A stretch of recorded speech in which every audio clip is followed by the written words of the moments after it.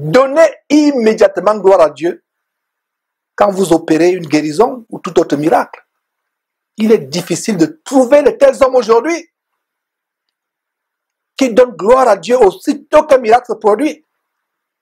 Quand Dieu agit puissamment, les gens qui s'attribuent le mérite ou usurpent la gloire de Dieu le font pour leur propre ruine. Il y a d'autres qui s'octroient des bénéfices financiers et autres résultats qui sont issus de ces miracles. Et qu'est-ce que vous voyez par la suite? Même si c'est Dieu qui au départ a opéré avec cet homme, plus tard Dieu cesse d'opérer les miracles par eux. Donc, toi, homme de Dieu soi-disant, tu as peut-être bien commencé à marcher avec Dieu, mais il est question pour toi de te repentir de toutes les fois où tu as voulu prendre la gloire de Dieu et tirer les avantages, soit financiers, soit par le prestige ou la célébrité, parce que tu as opéré un miracle. La puissance n'est pas toi. Suis l'exemple de Pierre, suis l'exemple de Paul. Ce n'est pas par ta piété. Pierre dit au peuple, ce n'est pas parce que je suis pieux, parce que je suis peut-être saint, plus que tout le monde, pas parce que je suis puissant. Non, ça n'a rien à voir. Il y a cette passage de l'onction, quand vous voyez Masolo Tinassi prier le coude tendu vers le ciel, vous avez l'impression que c'est le plus grand saint du monde. La Bible parle de ces gens qui ont l'apparence de piété. Je parle de cela parce que ça m'irrite de voir comment ces gens peuvent vous tromper. Vous n'avez pas les yeux ouverts pour voir qu'ils vous trompent. Il ferme les yeux, se met à genoux, il tend le cou vers le ciel. Vous avez l'impression que c'est un ange. Vous ne montrez pas votre piété devant les gens. C'est dans votre chambre que vous montrez votre piété. Pharisiens qu'ils sont, faisant des prières au coin des rues pour se faire voir. Ils se montrent sur le podium, ils tendent le cou, ils commencent à prier. Vous avez l'impression que c'est un ange qui est descendu du ciel. Il se déguise en ange il se déguise en ministre de Christ. Ce n'est pas étonnant, parce que leur père, le diable, se déguise aussi en ministre, se déguise aussi en ange de lumière. Leur fin sera la perdition s'ils ne se repentent pas. Cessez de donner gloire à un homme, de rendre grâce à un homme parce qu'il a fait un miracle, une guérison. Et tout homme de Dieu qui m'écoute, cessez de vous vanter, cessez de vous glorifier parce qu'un miracle a été accompli, parce qu'un prodige a été accompli. Même si c'est Dieu qui a commencé à faire les grandes choses avec vous, dès que vous cessez de glorifier Dieu, dès que vous commencez à prendre du crédit, à vous donner du mérite pour ce qui s'est passé, Dieu bouche le robinet de miracles. Et comme Dieu bouche le robinet des miracles, pour continuer à faire les miracles, continuer à émerveiller les gens, ils vont lier les pactes avec les sirènes. Il y a des personnes qui ont bien commencé, mais parce que l'orgueil a commencé à entrer dans leur cœur, les miracles sont arrêtés. Et comme les miracles sont arrêtés, il faut continuer à maintenir la popularité, n'est-ce pas? Alors, qu'est-ce qu'il faut faire?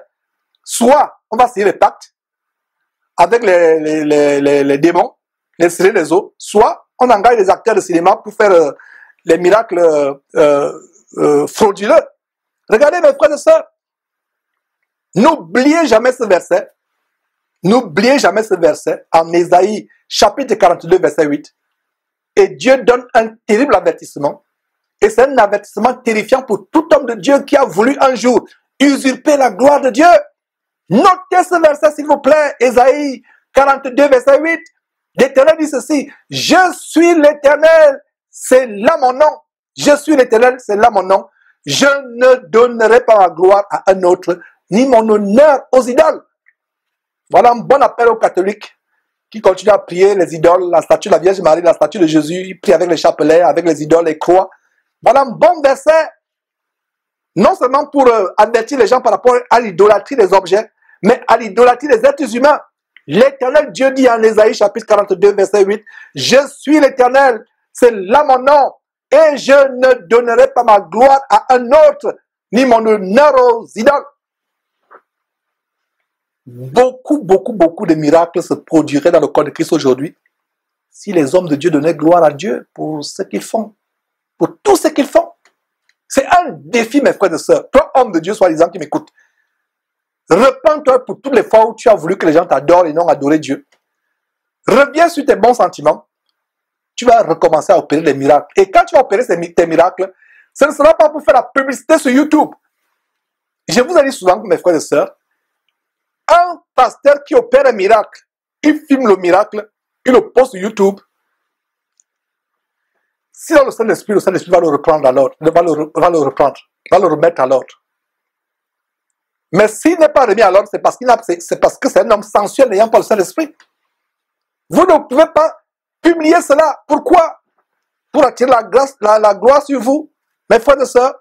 Et quand vous attirez la gloire sur vous, vous êtes coupable d'un grand péché sur la base de cet avertissement d'Ésaïe, chapitre 42, verset 8. Dieu ne partage pas sa gloire avec n'importe qui. Chapitre 42 d'Ésaïe, verset 8, n'oubliez pas ce verset. Dieu ne partage pas, il ne donnera pas sa gloire à un autre. Que ce soit notre Dieu, faux Dieu en passant, que ce soit un homme, il ne donnera pas sa gloire à une autre personne. Donc beaucoup de miracles ont cessé de se produire dans le corps de Christ. Quand il dit miracle, les vrais miracles, pas les miracles avec les sirènes des eaux, les esprits des démons, ou alors avec les acteurs de cinéma, les vrais miracles ne se produisent plus dans le corps de Christ. Pourquoi? Parce que les hommes de Dieu ont usurpé la gloire de Dieu dans tout ce qu'ils font. La raison pour laquelle Dieu ne perd plus de miracles par certains hommes de Dieu, c'est parce qu'ils ont touché la gloire de Dieu. Ne touchez pas la gloire de Dieu. Laissez la gloire de Dieu là où elle est. Et comme ils ont touché la gloire de Dieu, Dieu a fermé le robinet des miracles. Et ne pouvant plus opérer les miracles, qu'est-ce qu'ils font? Ils se tournent soit vers les pouvoirs de vaudou ou de sirènes des eaux, soit vers les apprentis sorciers, les apprentis acteurs de cinéma, pour simuler les miracles et continuer à entretenir leur renommée de pasteur tout-puissant dans la tête de leurs ouailles. Et frères et sœurs, donc apprenons une très grande leçon ici, à savoir, dès qu'un miracle est produit et opéré, même ce n'est pas par nous, dès qu'un miracle est opéré, soit par nous, soit au milieu de nous, à notre présence, empressons-nous à donner gloire à Dieu. Mais, s'il vous plaît, si vous assistez dans une soi-disant assemblée chrétienne, une église soi-disant, avant de donner gloire à Dieu, discernez. Combien de chrétiens parmi nous ont donné gloire à Dieu pour des miracles faits par les acteurs de cinéma? Combien de chrétiens parmi nous ont donné gloire à Dieu pour des miracles opérés par les démons, les sirènes des eaux? Donc faisons attention, ayons le discernement. 1 Jean chapitre 4, la première épître de Jean chapitre 4, verset 1 dit, bien-aimés, ne donnez pas foi à tout esprit, éprouvez les esprits, nous devons discerner. Donc mes frères et sœurs, apprenons une très grande leçon ici, à savoir nous empresser à donner gloire à Dieu si un miracle est opéré, soit à notre présence, soit par nous. Verset 31. Quand ils eurent prié, le lieu où ils étaient assemblés trembla. Ils furent tous remplis du Saint-Esprit et ils annonçaient la parole de Dieu avec assurance. Regardez comment le Saint-Esprit les remplit, ils annoncent encore la parole de Dieu avec plus d'assurance. Et la Bible dit, quand ils eurent prié, après la prière, le lieu tremble. Combien? Et en passant, il y a un tremblement aussi de tonnerre. Quelle coïncidence, mes frères et sœurs. Le lieu tremble, mes frères et sœurs, le lieu tremble. Quand ils ont prié, ils furent tous remplis du Saint-Esprit et annonçaient la parole de Dieu avec assurance. J'interprète ce grondement de tonnerre comme la confirmation de la puissance de Dieu ce jour-là. Mes frères, au moment où je parle comment le lieu trembla, il y a un tonnerre qui se dégage, un tonnerre, très grand bruit de tonnerre. Je ne sais pas si vous avez entendu en sourdine. Quelle coïncidence. Il n'y a pas de hasard avec Dieu. Donc quand ils eurent prié, le lieu où ils étaient assemblés trembla. Ils furent tous remplis du Saint-Esprit et ils annonçaient la parole de Dieu avec assurance. Avez-vous jamais assisté à un endroit où vous priez, le lieu tremble? Certains vont dire oui, nous avons assisté. Et pour ceux qui vont dire oui, nous avons assisté, qu'est-ce qui fait trembler? C'est les baffles géants qui font trembler les lieux, les décibels avec le tambourillement de batterie, le roulement de guitare basse. Voilà ce qui fait trembler.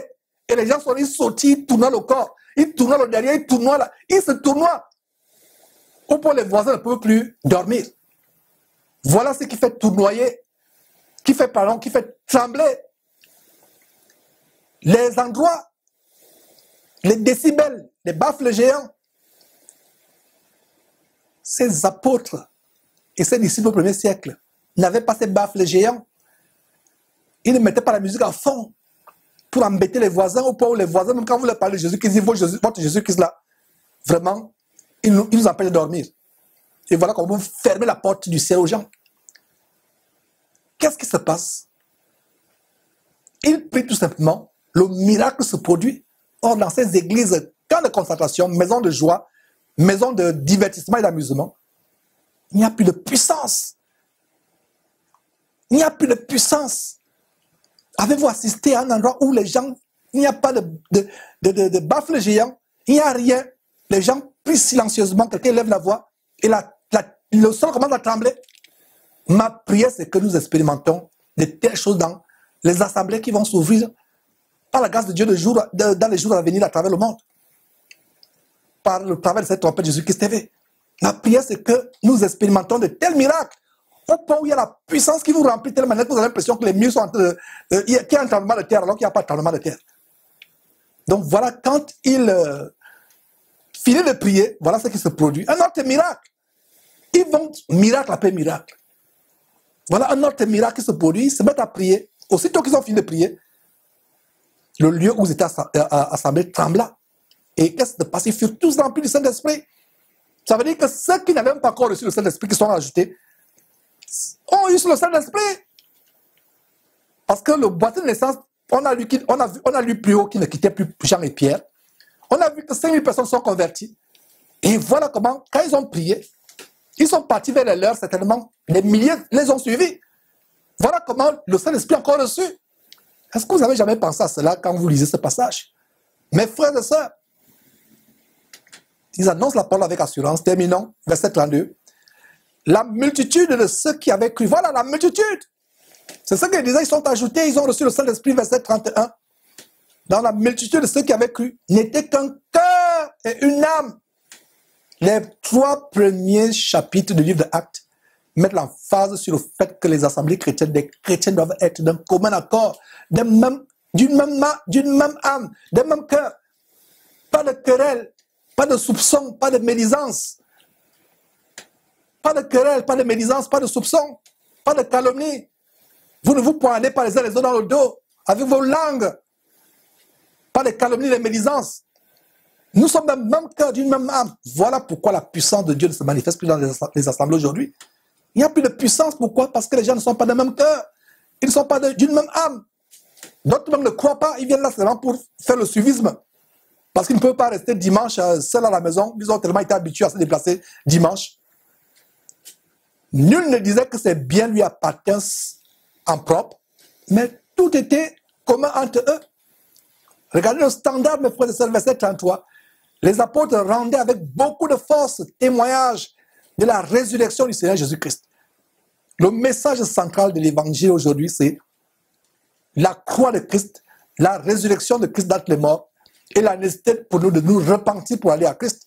Donc ils annonçaient avec beaucoup de force le témoignage de la résurrection du Seigneur Jésus-Christ et une grande grâce reposait sur eux tous, une grande grâce. Quand vous lisez ces choses, est-ce que c'est ce que vous voyez dans vos églises aujourd'hui? Est-ce que cela ressemble, ce que nous sommes en train de lire, à cette église soi-disant, mais qui n'est qu'un camp de concentration où vous perdez votre temps tous les dimanches? Est-ce que ça ressemble à ce que nous disons? Les gens sont d'un commun accord, d'une même âme, d'un même esprit, d'un même cœur. Verset 34. Car il n'y avait parmi eux aucun indigent, aucun pauvre. Tous ceux qui possédaient des champs ou des maisons les vendaient. Exactement ce qui s'est passé à Actes chapitre 2. Ça se passe aujourd'hui. Et un détail ici, les apôtres ne leur ont pas dit de vendre leurs champs, leurs possessions, leurs maisons. Est-ce que vous comprenez le détail? Si vous avez une Bible qui dit que les apôtres leur imposaient de vendre leurs champs, déchirez cette Bible. C'est une Bible diabolique, une Bible d'homosexuels. Il a dit que tous ceux qui possédaient les champs ou des maisons les vendaient à porter le prix de ce qu'ils avaient vendu. Ils le faisaient délibérément, ils étaient tellement transformés. Le Saint-Esprit avait tellement puissamment transformé leur vie, rempli leur cœur d'amour les uns pour les autres, au point où, délibérément eux-mêmes, sous la promptitude du Saint-Esprit, eux-mêmes vendaient délibérément leurs champs,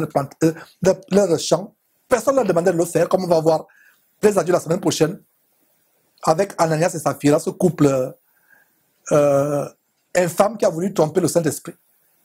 Pierre lui dit, mais qui vous a dit de de vendre votre plantation, personne ne vous a imposé. Et même après avoir vendu, l'argent vous revenait. Pourquoi vous voulez nous tromper? Tous les tours, monsieur et madame, sont morts. Ils sont arrangés pour tromper. Les frères, en fait, c'est le Saint-Esprit qu'ils ont trompé. Et quand on va étudier cela, pour ceux d'entre vous qui avez déjà lu le chapitre 5, Pierre leur dit, pourquoi vous êtes accordé à tromper le Saint-Esprit? Pourtant, monsieur et madame, Ananias et Saphira pensaient tromper l'Église. Voilà. Personne ne leur imposait de vendre quoi que ce soit. Ils le faisaient de manière délibérée. Verset 34 à nouveau. Car il n'y avait parmi eux aucun indigent. Tous ceux qui possédaient des champs ou des maisons les vendaient, apportaient le prix de ce qu'ils avaient vendu. Verset 35. Et le déposaient aux pieds des apôtres. Et l'on faisait des distributions à chacun selon qu'il en avait besoin. Est-ce que cela se passe encore aujourd'hui, mes frères et sœurs? Voilà le standard auquel on peut revenir. Pourquoi les choses ont changé? Tout simplement parce que ces églises ne sont pas les églises de Dieu, c'est plutôt des clubs sociaux gérés par un boutiquier ou un épicier qui se dit pasteur, mais en fait c'est un boutiquier évangélique, un épicier évangélique. Ce n'est pas une église, il est là pour faire son business. Mais dans la vraie église de Dieu, les églises qui se réunissent de maison en maison, voilà le standard auquel, par la grâce de Dieu, nous devons parvenir. Verset 35, et il le déposait aux pieds des apôtres et l'on faisait la distribution à chacun selon qu'il en avait besoin.